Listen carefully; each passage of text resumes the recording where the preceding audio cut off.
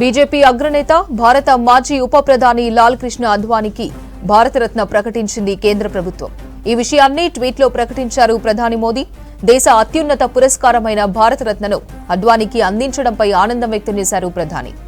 అద్వానీకి భారతరత్న ఇస్తున్నారనే వార్త పంచుకోవడం చాలా సంతోషంగా ఉందని ప్రధాని మోదీ ట్వీట్ చేశారు.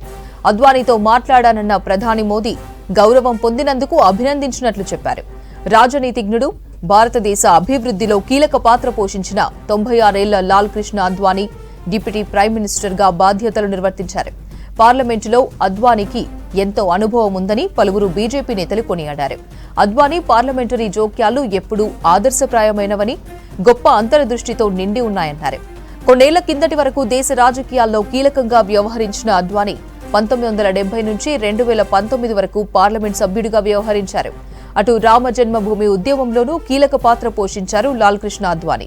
అటు లోక్సభలో సుదీర్ఘకాలం ప్రతిపక్ష నేతగా పనిచేసిన అద్వానీ 2019 నుంచి క్రియాశీల రాజకీయాలకు దూరంగా ఉంటున్నారు.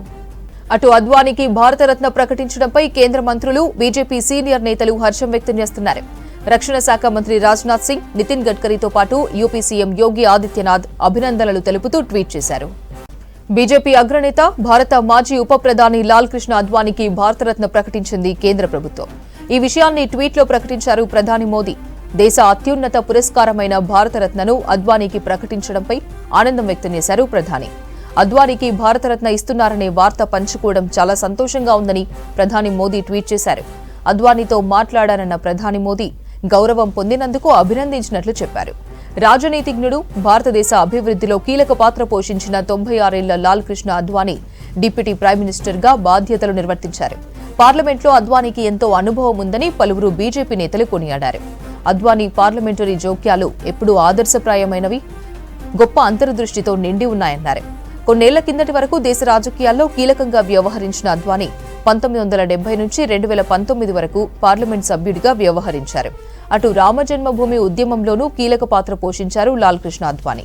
అటు లోక్సభలో సుదీర్ఘకాలం ప్రతిపక్ష నేతగా పనిచేసిన అద్వానీ 2019 నుంచి క్రియాశీల రాజకీయాలకు దూరంగా ఉన్నారు. అటు అద్వానీకి భారతరత్న ప్రకటించడంపై కేంద్ర మంత్రులు, బీజేపీ సీనియర్ నేతలు హర్షం వ్యక్తం చేస్తున్నారు. రక్షణ శాఖ మంత్రి రాజ్నాథ్ సింగ్, నితిన్ గడ్కరీతో పాటు యూపీ సీఎం యోగి ఆదిత్యనాథ్ అభినందనలు తెలుపుతూ ట్వీట్ చేశారు. माननीय अडवाणी जी को भारत रत्न मिलना हम जैसे कार्यकर्ताओं के लिए तो बहुत उत्साह की बात है, क्योंकि हम जैसे लाखों लाख कार्यकर्ता उनके सानिध्य में पले बड़े हैं।